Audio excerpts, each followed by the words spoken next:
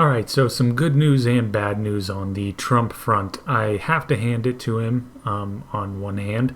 I really like the fact that he recently called out the military industrial complex for their nonsense. He called out what many of us already knew, which is that the reason why we're in these endless, expensive, dangerous wars is because of these business interests to get government contracts and to get massive orders for munitions, missiles, and hardware, you name it.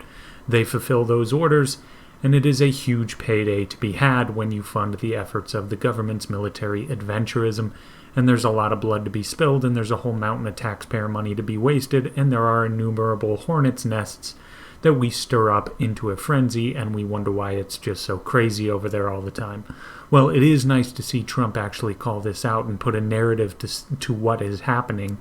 Your tax dollars are being used because government and big defense contractors are in bed with one another. Government says we have a lot of targets we need to hit, a lot of terror cells across the globe, and we need massive amounts of manufacturing of weapons and munitions to get the job done, and Raytheon is swimming in money because of this bloody relationship. It's rather disgusting.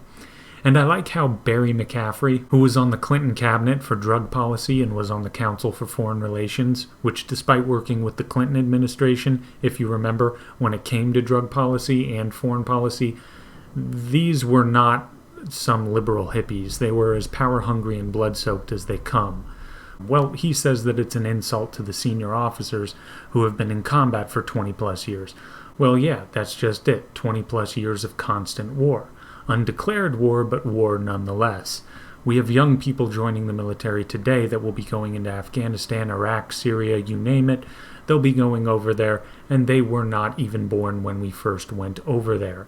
In fact, they weren't even conceived yet, and we are starting out carpet bombing campaigns over there. Well, they're born, they grow up, they become young adults, and we're still over there fighting the same endless nonsense.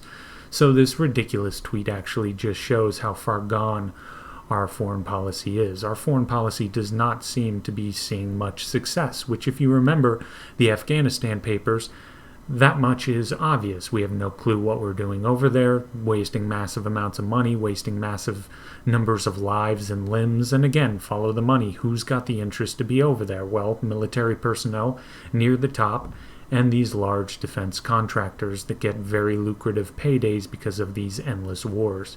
So this tweet shoots itself in the foot in a lot of different ways. Now, all that being said, Trump at the end of the day disappoints because our spending on the military is as astronomical as it's ever been. These defense contractors are still getting massive payouts, massive contracts.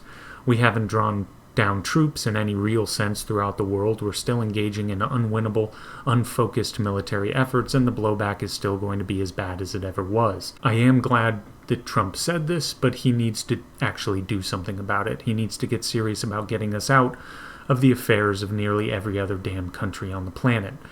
I don't know if you remember, but when U.S. military personnel died in Congo, and a bunch of senators were left scratching their heads because they had no idea we had anyone in Congo, that is a sign that you are stretched way too far, way too needlessly, way too wastefully, and it's time to come home and regroup.